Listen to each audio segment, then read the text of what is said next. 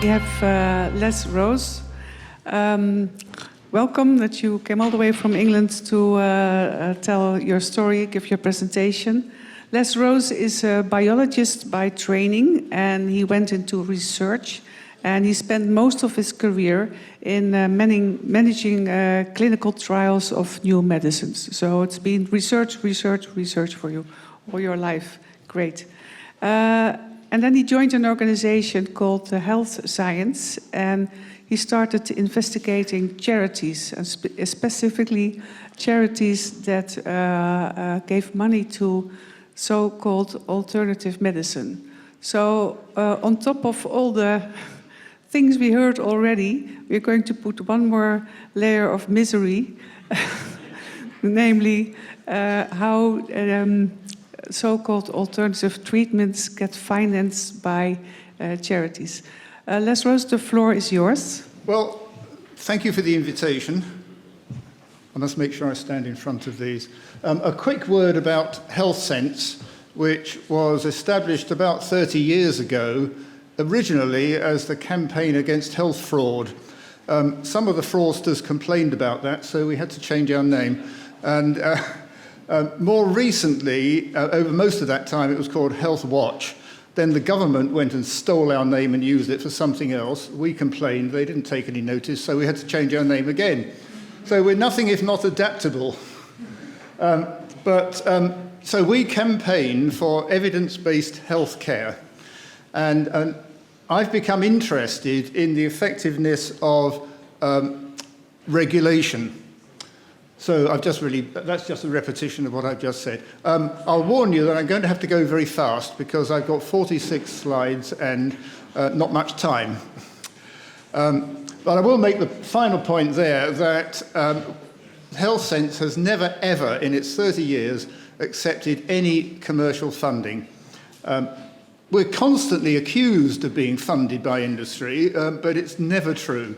We just ignore it. We could sue people, but what's the point? Okay. Now, what I want to talk about is among the various regulators with whom I've had some interactions, the one that annoys me the most is probably the Charity Commission. You'll appreciate that I'm speaking solely from a UK perspective. So if you think this doesn't apply to your country, please don't switch off, because I hope you might learn some lessons on how to deal with regulators in your own countries. Not saying I've been particularly successful, I just want to tell you what I've done. But charity law in the UK is governed principally by the Charities Act 2011, of which there are two key components. To be a charity, the first thing you have to do is to have a charitable purpose. And the law lists the purposes, these are they. And you may not be able to read all those, but the one in red is the one that's relevant to this, which is the advancement of health or the saving of lives. Now, you'll notice there's one at the bottom which basically says anything else. So what this means is that you can have any other purpose so long as it can be interpreted in the light of any of the others. So what actually happens is that you could get any damn thing you like registered as a charity, and the Charity Commission will not care. Now, public benefit is the second criterion that you have to demonstrate. Now, this unfortunately is largely ignored by the Charity Commission as the regulator. I'll come on to what the regulator is and does a bit later. But the public benefit requirement, this is actually lifted from the Act itself. And it says a purpose must be for the public benefit if it is to be a purpose. So choosing a purpose is not enough. You have to show the benefit as well. And that's reinforced by this second clause from the Act itself. Don't assume that if you've chosen the advancement of health and the saving of lives, that qualifies that you provide public benefit. You may not.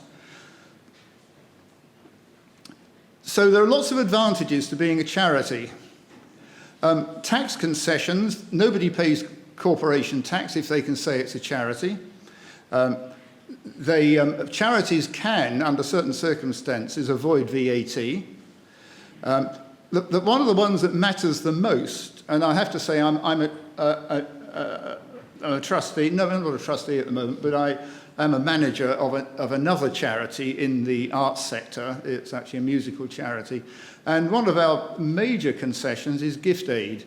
So we can actually, this means that people who donate money to the charity can claim back the tax that they ordinarily would have paid on the money they earned.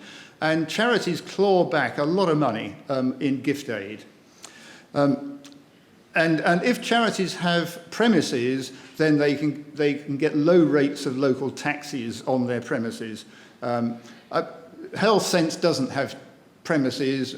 We operate on next to nothing and use all our own houses for anything we need to do. But among the other advantages are a little less concrete. Public credibility.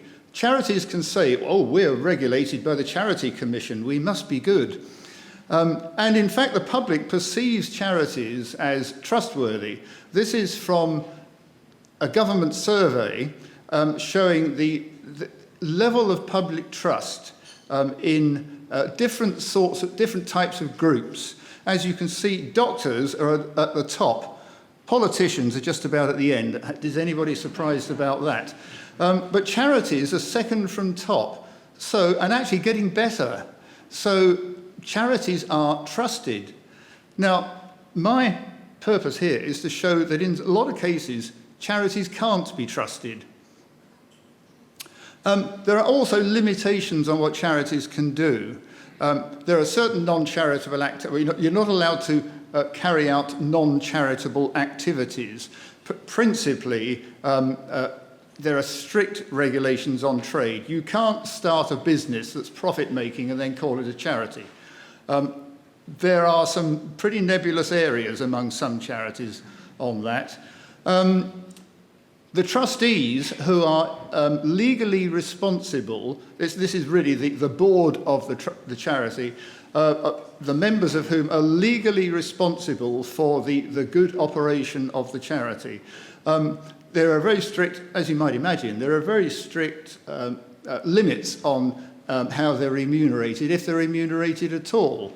And if the Charity Commission ever does any regulatory work, it's usually where this has been abused, because they pick up that sort of thing fairly quickly. Charities have to do regular financial reporting. If their income is above a certain level, I can't remember what it is now, if they're pretty much inactive, they don't have to do it. Trustees have to avoid conflicts of interest. They're not allowed to campaign politically. So, for example, if we don't like the Charities Act, we're not allowed to campaign to change it. So, to come on to the area of health. What I did is I searched the register of charities online using particular keywords, and these are pretty much at random. I just chose alternative medicine modalities that I happen to know about. I chose astrology because all astrologists make claims about every possible aspect of life, including health.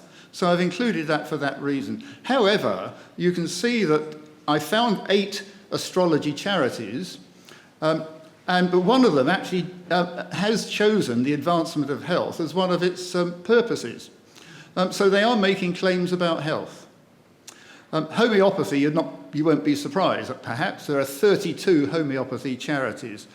Spiritual, 6,800. Now, these are principally spiritualist churches, of whom almost all of them do spiritual healing, or fake spiritual healing. 806 of those actually, again, have chosen the advancement of health. Naturopathy is a very nebulous practice which it involves a lot of fake dietary advice. Some of the advice they give is reasonable, but most of it isn't. Anthroposophical medicine, if anybody's heard of that, was established by a German crackpot called Rudolf Steiner, who believed that health was governed by things like incarnation and karma and homoeopathy as well.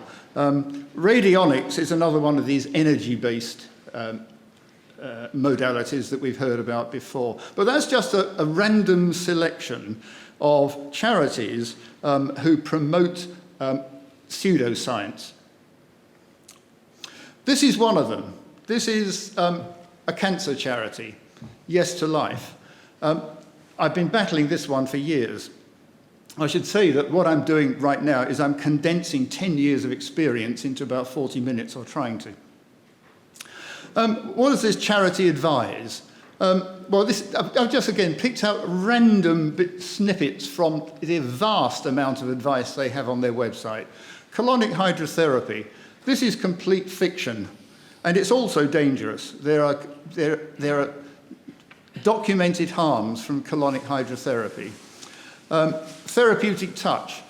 This is the waving of hands, basically. This was debunked about 25 years ago by a 9-year-old girl in America who was the youngest person ever to get a publication. I think it was in the Journal of the American Medical Association. It's been debunked so many times. It's ridiculous that anybody would keep it going, but they do. Another cancer charity. This is one of the claims they've still got on there. I've been complaining about this statement on their website for about 7 years, and it's still there. This is a site which says it contains everything you need to know about cancer. Well, it also contains a great deal you don't need to know or shouldn't know. From the same site, they have guest bloggers. This is one of their bloggers, now the odd thing is that she says that the Earth, like all things living, has an energy field, but it's not yet been identified by mankind. So she asserts that that this exists, but we don't know it's there.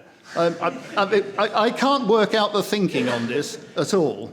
But this is just, again, a tiny bit of the absolute gibberish that you see on this particular site.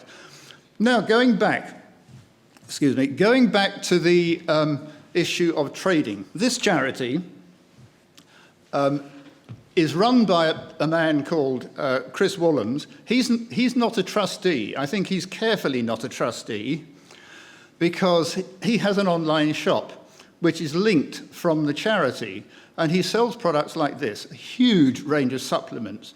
These are from Joseph Mercola in the States, who has probably more FDA warning letters than anybody else I know, for making false claims about supplements and one thing or the other.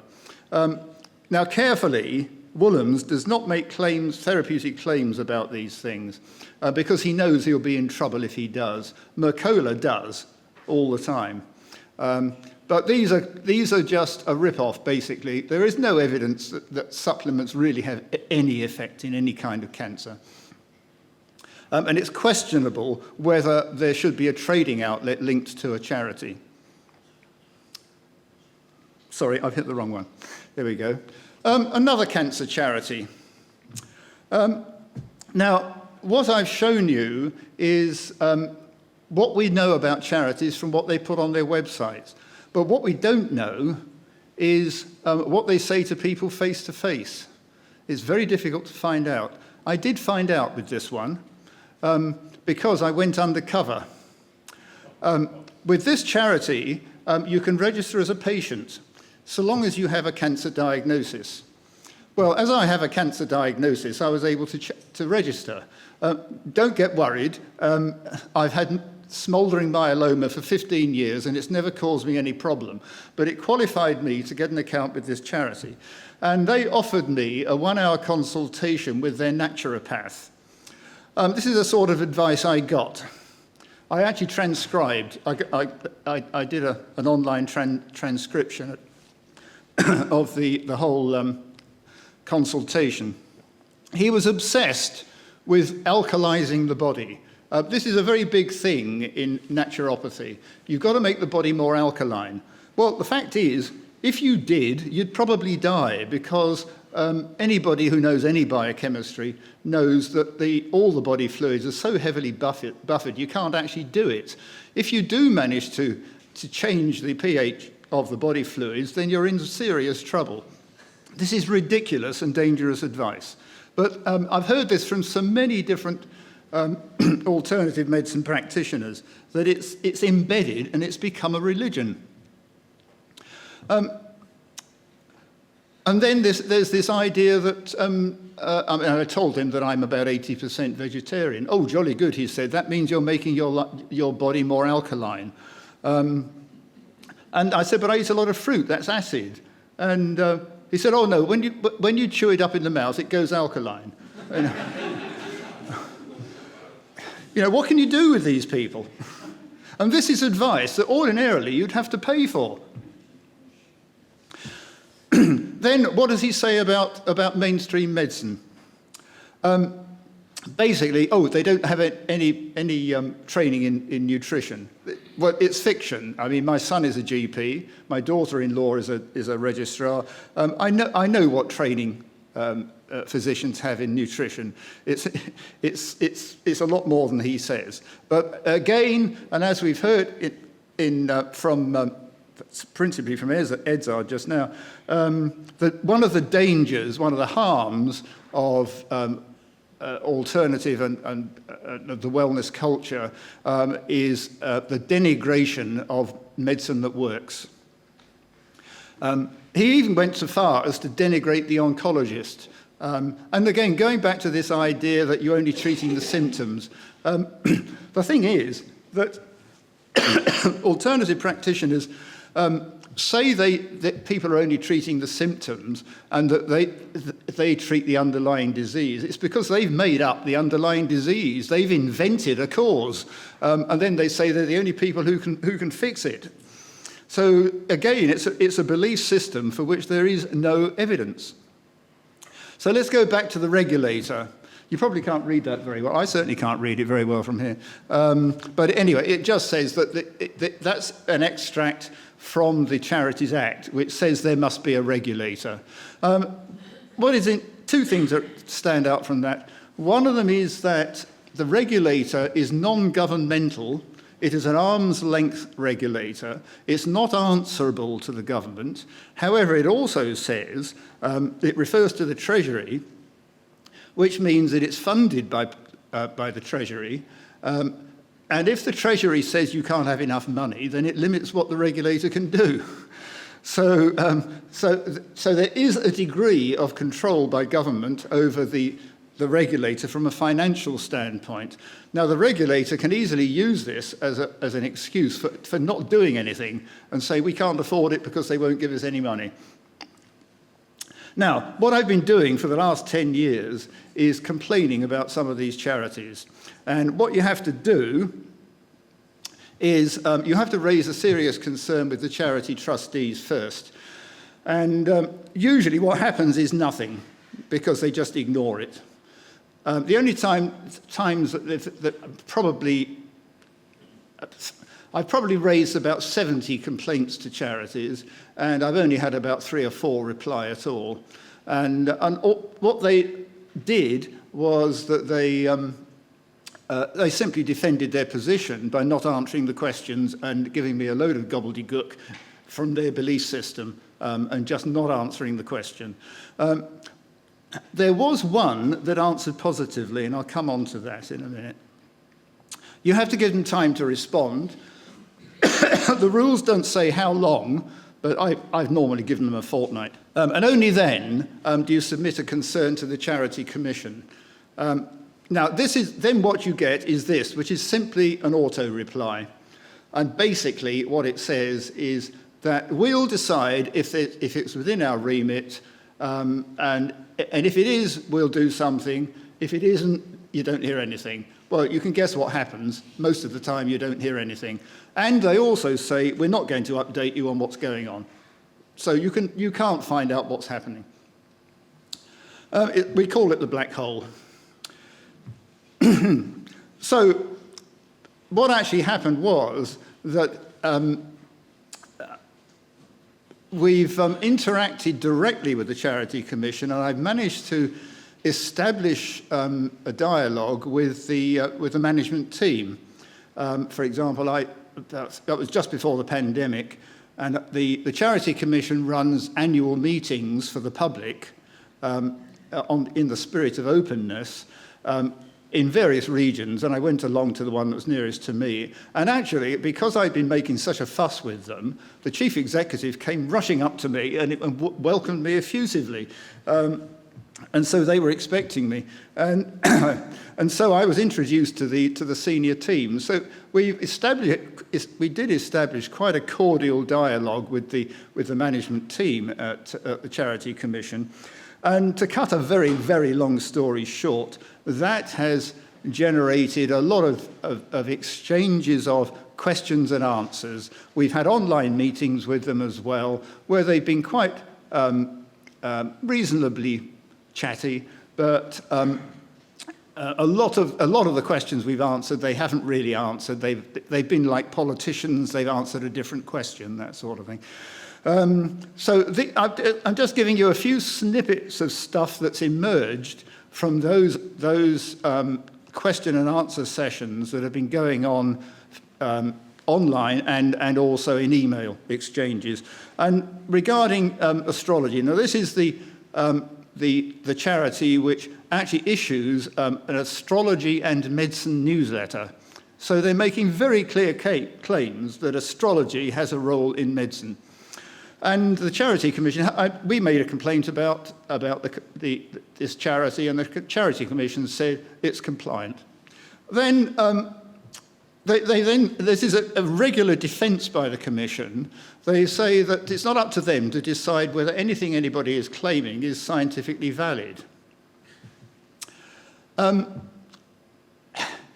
Which is an odd position to take, because basically it means they'll accept anything that anybody says.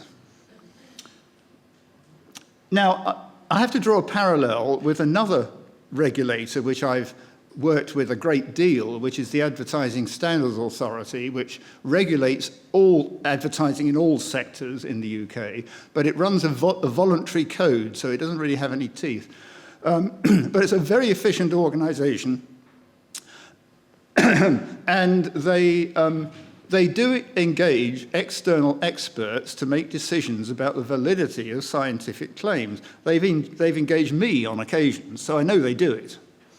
The Charity Commission will not do that. They say, we don't know what's right or wrong, and we're not going to ask anybody else. They just won't do it. They say we have to be independent, so they have to be so independent that they're ignorant. Now, going back to the Astrological Association, they then said, it's only doing education, it's not promoting it. Well, it's not true, because this is from the Astrological Association's website. They do promote it. They say they promote it. Now, the way that the regulation is done is that there's a distinction to be drawn between the law and guidance. And the Charity Commission has frequently referred to case law. They've said that it's the two acts that are governing. Most of the governing law is in the 2011 Act. The 2022 Act is not really relevant to this discussion because it's about charities that have property and that kind of thing. And they've also talked about case law. And I've said to them, what case law do you mean? They've never, ever answered. They've never said which they mean. I did find out, though. Also, the other governing documents are Charity Commission guidance. Now, the way that laws are enacted in the UK is that a parliamentary bill which becomes law is published, and alongside it, the government publishes guidance. And it's usually taken that the guidance the government publishes is part of the law, because it's the interpretation of the law. Now, when we talk about Charity Commission guidance, that's not the same thing. That is guidance which the Charity Commission writes itself. And this is from their guidance. And it actually says that evidence must be objective and it must not be based on personal views. Well, surely for astrology, that's exactly what's happening. But this is from their guidance. They wrote it. But of course, because they're constantly referring back to their guidance, they're marking their own homework. Another document that they've issued, and it's, again, they wrote it, it's their guidance. If a subject is nonsense, it will not be of educational merit or value. They used the term nonsense. And it goes back, going back to case law. This is a judgment from 1946, Lord Wright, sorry, I've hit the wrong one. Lord Wright, who said that education must be of value. Well, I mean, this could apply to a hell of a lot of education. Who is to decide what is valuable and what isn't? But that, you know, that is case law. Now, this is an extract from their old guidance on the Commission actually had a guidance document on complementary and alternative medicine because there are so many charities who are involved in the sector. And right at the end of it, basically they said, we don't need evidence for homeopathy, we know it works. They just included that. Complete nonsense. So, what do we do about this kind of thing? Well, we sent a lot of letters to the Commission chairman. Of course, the chairman keeps changing. And we got a new chairman now, who is actually a government plant, basically. So I don't think we're going to get very far with that. But whenever we write a letter to the chairman, it gets delegated down to somebody who then ignores it. We can make a complaint to the Charity Commission using their complaints process. What happens if they don't take any notice? Well, there is an oversight body called the Parliamentary and Health Services Ombudsman. You have to go through your Member of Parliament, which is a bit difficult because in my case, my Member of Parliament, but he's not an MP now because Parliament's dissolved, but he was a government minister, so he was not going to do anything. He was only really interested in his career and his party, and he wasn't interested in this. And when I went to see him about it, he said, well, isn't this just a matter of your opinion against somebody else's? And he could not grasp the difference between opinion and evidence. So in concert with another charity, the Good Thinking Society, we put together a legal challenge and we sent a letter before action to the Commission saying that we were planning to take them to court for judicial review because of their failure to act as a regulator. Judicial review is extremely expensive, and there was no way we could afford to do it, really. But nevertheless, it did get some response. So Health Sense and the Good Thinking Society partnered, and because the Good Thinking Society had experience of making legal challenges before, they had favourable lawyers lined up for it. So we sent this letter before action. I won't read it through to you, but that's just to show that it existed. Okay, but it did get some effect. The Charity Commission issued a public consultation on complementary and alternative medicine, and this is just the table of contents from the report from that consultation. The result of that was that they issued new operational guidance for this field. And mostly similar to the old guidance. In actual fact, the old guidance wasn't that bad. It's just that mostly they didn't follow it. The new guidance is better, because it doesn't actually say anything about what works and what doesn't. Well, they learnt that lesson anyway. They don't say anything at all about placebo effect, which is astonishing because all of the modalities which these charities promote are placebos, effectively.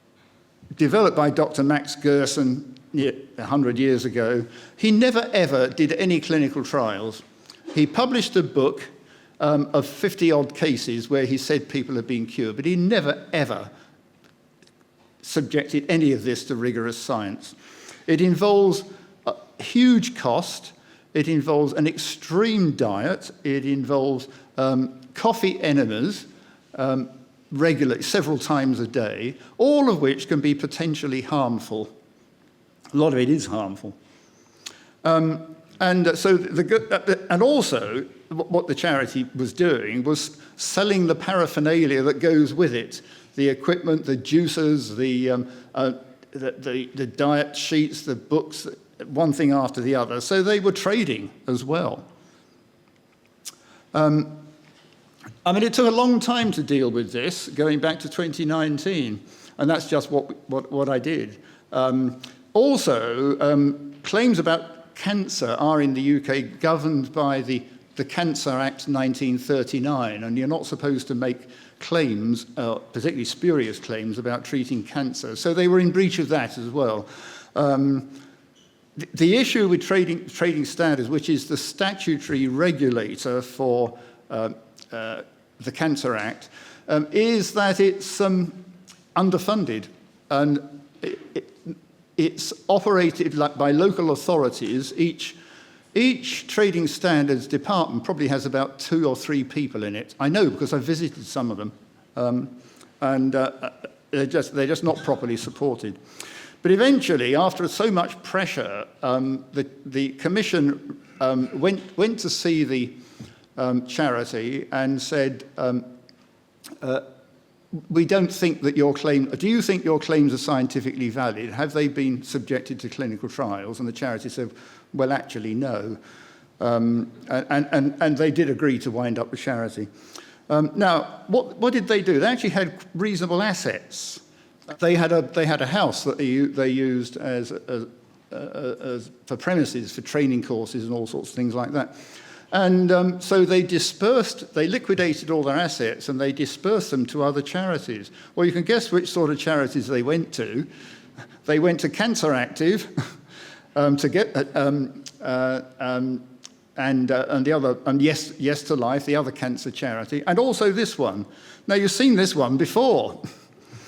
So this is the one where I went undercover. So they also got money. Because they were promoting Gerson therapy themselves. So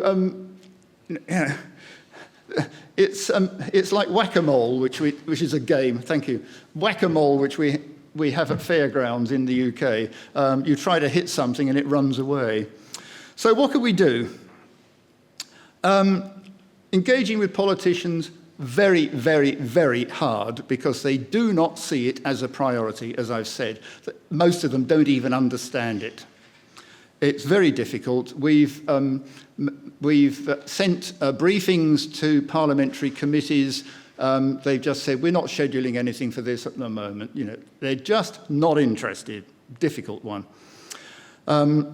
This is probably the best thing we can do, raising the noise level. And I've had, some of you may know a satirical magazine in the UK called Private Eye. I've had some pieces in there, and they're interested in a much bigger piece in the next issue in Private Eye. The lay media, we've had newspaper articles from time to time, but again, you know, it gets overtaken by events. It's keeping the noise level up is the big thing. And really, you know, a lot of you may be thinking, well, what can I do? Well, if you're in the UK, what you can do is send more complaints to the regulator, because I feel I'm a prophet crying in the wilderness. There need to be more of us doing it. There need to be more of us who care. But actually, what's happened is, and I'm going to skip the rest of this now because I'm running out of time. I'll summarize it as best I can. That the most recent exchanges I've had with the regulator was annoyed them so much because I showed the conflicts between what they were telling me and what they had written in their own guidance, that they've now said, we're not going to discuss it anymore. So that's the end of that. I'll skip through these last few. Not the only regulator I've had some dealings with. I've dealt with all of these regulators. All of them are weak. Even the General Medical Council, which regulates doctors, is weak. Basically, you have to kill somebody before they'll do anything. But the exception there is ASA, the Advertising Standards Authority, which is very effective, very efficient, but is voluntary. Why does it matter? I'll just finish now. Scientific evidence is always uncertain. That's what science does. It deals with uncertainty. People are not comfortable with uncertainty. They want certainty. That's why there are these belief systems. That's why faith, it makes people feel certain. Where does it lead us? Well, we do know, and there's good documented evidence, that seriously ill people, particularly those with cancer, if they choose faith-based treatments, they die earlier. It kills people. As has been alluded to before, evidence-based medicine is undermined by all this kind of thing, and clinical decision-making is eroded. This is my last slide. This is Jacob Bronowski. If you're old enough to have watched The Ascent of Man in the 1970s, this is how he finished the whole series. And he's saying that when people think they have absolute knowledge, with no test in reality, this is how they behave. He's standing at the Auschwitz concentration camp, by the pond where the ashes of 4 million people were dumped. Thank you. Merci d'avoir regardé cette vidéo. N'hésitez pas à la partager autour de vous et à vous abonner sur notre chaîne YouTube pour recevoir les prochaines. Nous vous rappelons également que vous pouvez retrouver le dernier numéro de la revue de l'AFIS Sciences et Pseudosciences en kiosque et sur notre boutique en ligne, ainsi qu'accéder gratuitement à tous les anciens numéros sur notre site internet afis.org et sur notre application smartphone Afis Sciences. De plus, si vous souhaitez soutenir notre association, vous pouvez également adhérer via notamment notre site internet. Encore merci, à bientôt!